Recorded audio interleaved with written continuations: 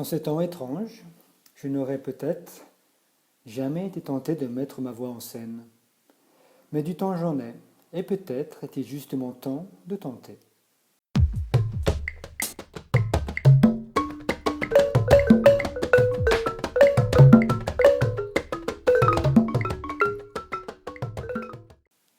Bienvenue sur le podcast de Xingba, podcast consacré à la médecine chinoise, à l'acupuncture et au Qigong. Il y a quelque chose d'extrêmement simple dans le Qigong qui ne reflète pas sa profondeur. Tout comme en nageant à la surface d'un lac, on ne peut en connaître sa profondeur, nager à la surface des airs internes sans avoir mis la tête sous l'eau pour y découvrir sa profondeur peut donner un faux sens de savoir. Pour pénétrer la profondeur des airs internes, il faudra des clés. Ces clés vous seront données par vos enseignants s'ils ont eu la chance eux-mêmes que les clés leur soient données. Sans ces clés, ces petits détails qui vous permettent vraiment de potentialiser votre chi, vous ne faites que de la gymnastique. En soi, ce n'est pas grave, c'est juste dommage.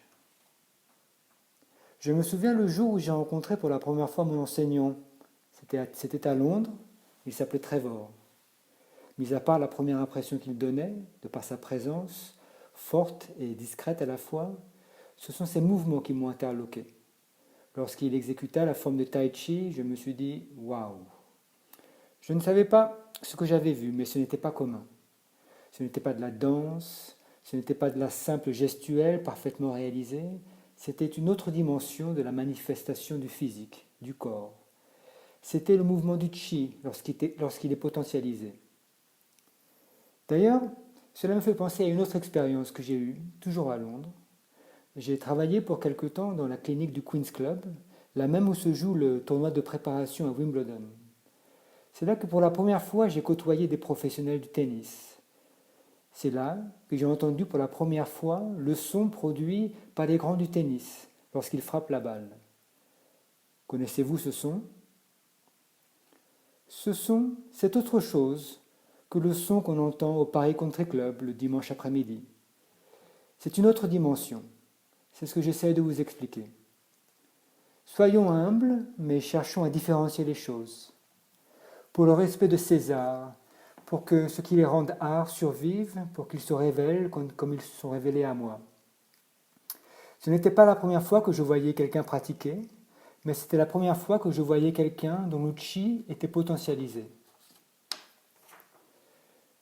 Sans cette expérience, je n'aurais pas cru qu'il est possible de changer de dimension en soi-même. Alors soyons humbles pour que ces arts continuent à traverser les millénaires, pour que d'autres personnes aient la chance.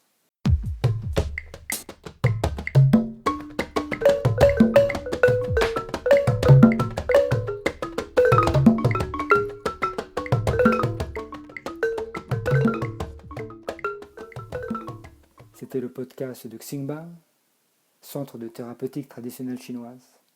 N'hésitez pas à laisser vos commentaires, à poser vos questions sur xingba.fr de manière à ce que ce podcast soit interactif, dynamique et ce pour le bénéfice de tous.